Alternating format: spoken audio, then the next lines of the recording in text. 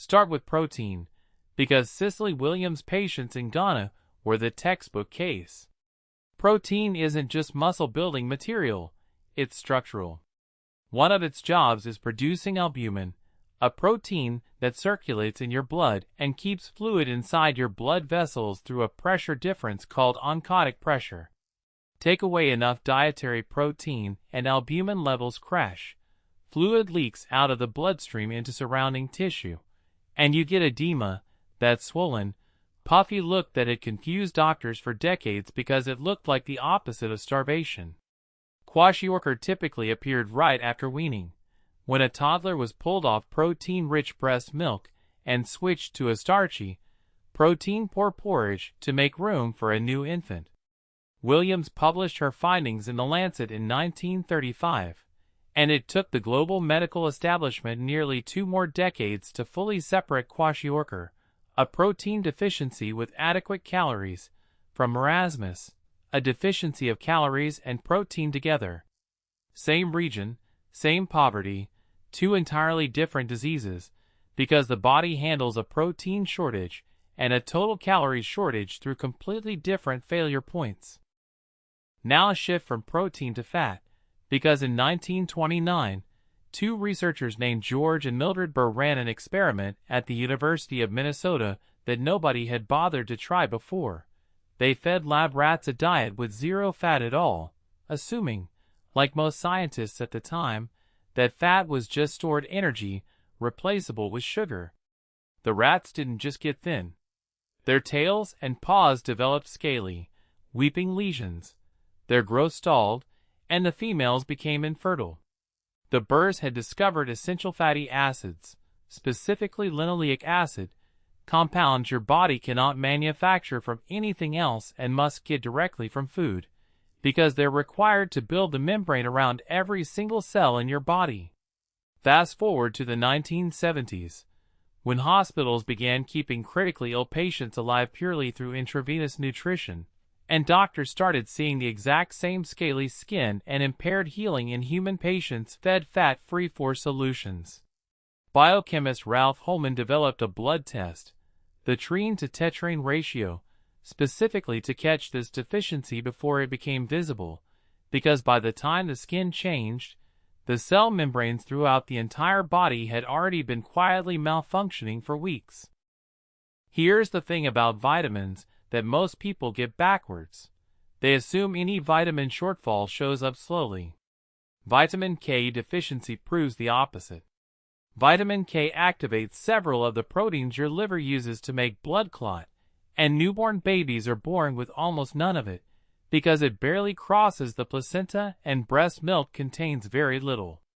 Before hospitals began routinely giving a vitamin K injection at birth, a practice the American Academy of Pediatrics formally recommended in 1961, infants could develop what doctors grimly called hemorrhagic disease of the newborn, sudden, uncontrolled internal bleeding, sometimes into the brain, in babies who had shown no symptoms at all just hours earlier.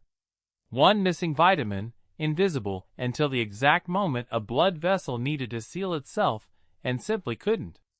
That single injection is now standard in the vast majority of hospital births worldwide, and is credited with virtually eliminating a disease that once killed otherwise healthy infants within their first week of life.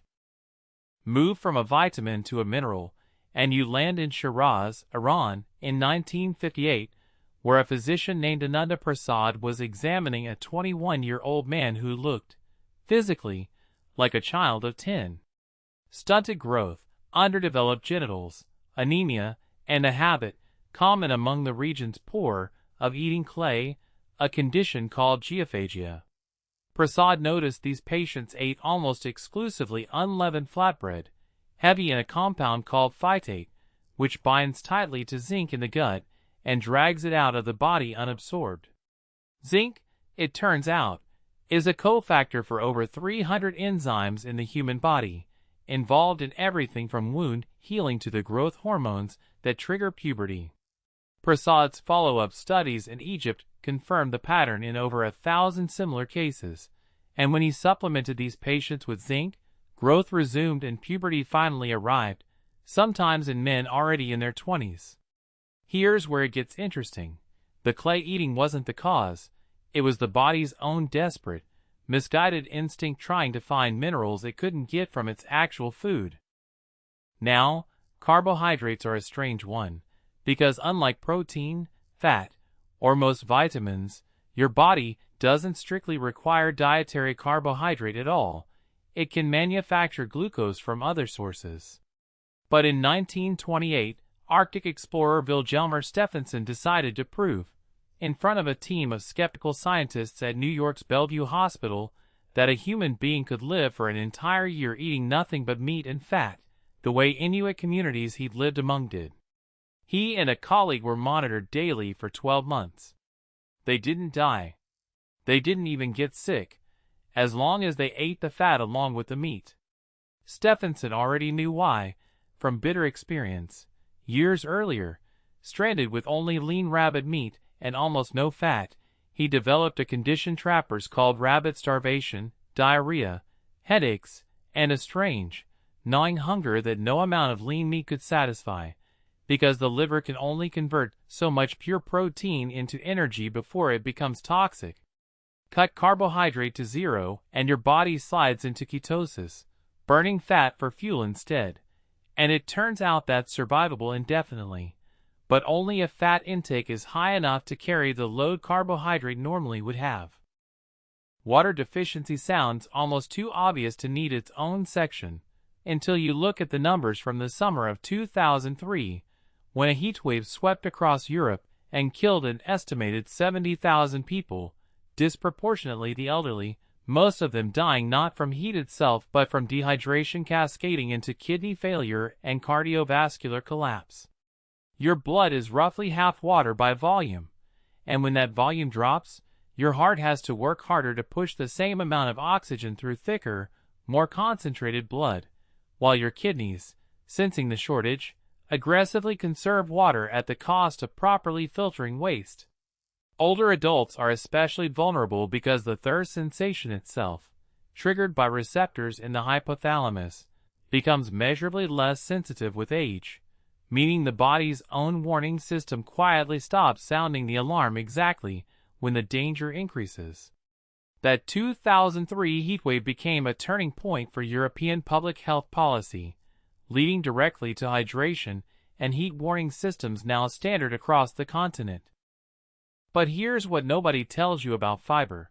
It isn't really a nutrient your body absorbs at all, and for decades that made researchers assume it was nutritionally irrelevant, essentially just bulk. A British surgeon named Dennis Burkitt, working in rural Uganda through the 1960s and 70s, noticed something that Western medical textbooks had completely missed. His Ugandan patients almost never developed the diseases that filled hospital wards back in Britain: diverticulitis, colon cancer, appendicitis. He started measuring stool, quite literally, comparing transit time and weight between rural Ugandan diets and industrialized British ones, and found rural African stool samples averaged around 450 grams and passed through the digestive tract in roughly 35 hours, while low-fiber Western diets produced samples closer to 100 grams that lingered inside the colon for over 70 hours. That extended transit time, Burkitt argued, meant Western colons were sitting in concentrated waste and carcinogens for twice as long. Fiber wasn't inert bulk at all. It was regulating exactly how long your body's own waste stayed in contact with your intestinal wall, and its absence turned out to be one of the strongest predictors of Western digestive disease ever identified. And finally, antioxidants, which brings the whole story down to the level of a single molecule gone rogue. In 1956, a biochemist named Denham Harman proposed what became known as the free radical theory of aging, that unstable oxygen molecules, generated constantly as byproducts of normal metabolism, damage cells and DNA over time unless neutralized by antioxidant compounds like vitamin E, vitamin C, and selenium. Nowhere was the real-world consequence of that deficiency more visible than in Keshan County, China, a region sitting on a diagonal belt of selenium-poor soil running from the country's northeast to its southwest. For decades, children and young women in Keshin died suddenly of an otherwise unexplained heart disease, their heart muscle deteriorating with no infection, no blockage, nothing but oxidative damage. The body had no selenium left to defend against. Chinese researchers eventually connected the disease directly to local soil selenium levels, and in the 1970s, a nationwide selenium supplementation program began. Incidence of what's now formally called Keshin disease dropped by over 80% within a decade. A heart disease effectively switched off, not with medicine, but with a trace mineral small enough to be invisible in the food supply until it wasn't there. So stack it up and look at what you've actually got. You've got protein deficiency causing fluid to leak straight out of the bloodstream. You've got fat deficiency breaking down the membrane of every cell in the body. You've got a single vitamin missing at exactly the moment a newborn's blood needs to clot. You've got a mineral shortage stalling puberty itself for years. You've got a carbohydrate absence. The body can actually survive, but only by burning fat instead, and only if enough fat is there to burn. You've got water loss thickening the blood until 70,000 people, mostly elderly, died across a single continent in a single summer. You've got fibers absence doubling how long waste sits inside your gut.